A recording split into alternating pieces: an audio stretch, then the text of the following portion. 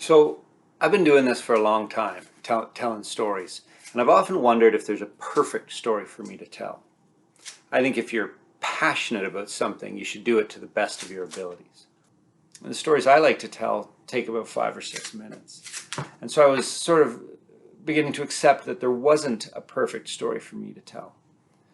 Until I took this flight over the Atlantic Ocean, and then a 10-hour drive from London up to John O'Groats, very northernmost point of Scotland, and a nauseating ferry ride across the North Sea up into the Orkney Islands, and a bus ride to the remote village of Stromness.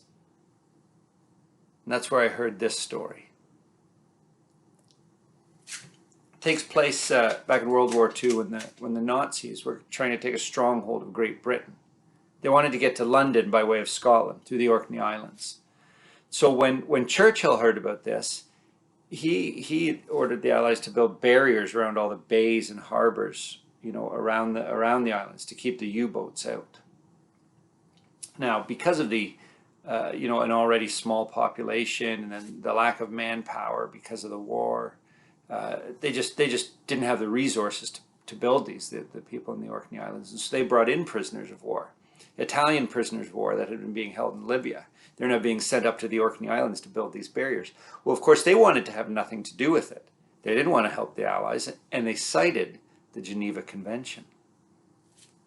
But those canny Scots convinced them that they weren't building barriers at all, but more just sort of causeways and roadways around the island to help people get around easier. And so, with nothing but time on their hands, the Italians decided that they would help them. And they did them. They're beautiful. They did an incredible job. I've driven across them. You can look them up. They're still there. They call them the 7 Churchill Barriers. It's really quite stunning. Now, while this worked well during the war effort, it proved to be very problematic afterwards, because what was once a rich and thriving fishing community was now beginning to suffer. You see, they couldn't put the boats on the outsides of these barriers. The wicked winds and wild storms of the North Sea would just destroy them. They couldn't take the more narrow waterways out to open water, because then there'd really be no time left to fish. And so the Orcadians, as they called themselves, had to sort of put their heads together and decide how they were going to move forward as a people, how they were going to grow, or how they were going to evolve as a people. And they decided that they were going to take all the hard work they developed from fishing and apply it to farming. They were going to become farmers. They decided they were going to become chicken farmers. And they did really well, as a matter of fact, producing hundreds and thousands of eggs. They say at one point the chicken farmers of the Orkney Islands produced all the eggs for the entire north half of Great Britain, which is incredible when you think about it, for such a small island. Like now, obviously, I have no idea if any of you have ever been there, but it is tiny. And I can also say this, that while it is green, and I mean it's as green as the day is long, it's also totally barren.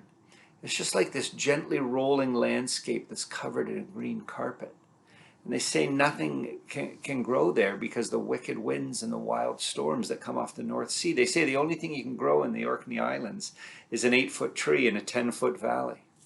And these storms, these winds, well, they become part of the story. They become part of the lore.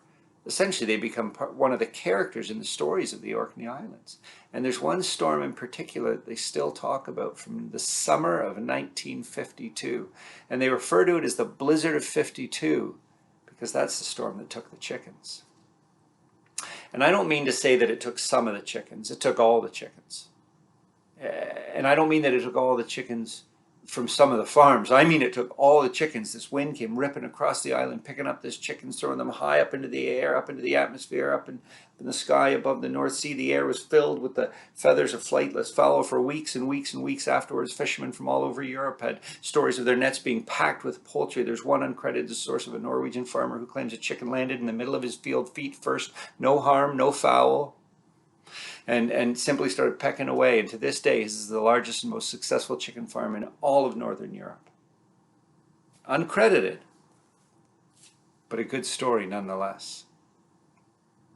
And so the Orcadians had to sort of band together again, put their heads together again, decide how they were going to move forward and how they were going to evolve again. And they decided that they were going to take all that hard work they developed from fishing and all the skills they'd learned from farming, and that they were going to stay the course, that they were going to keep on keeping on. They're going to remain as farmers.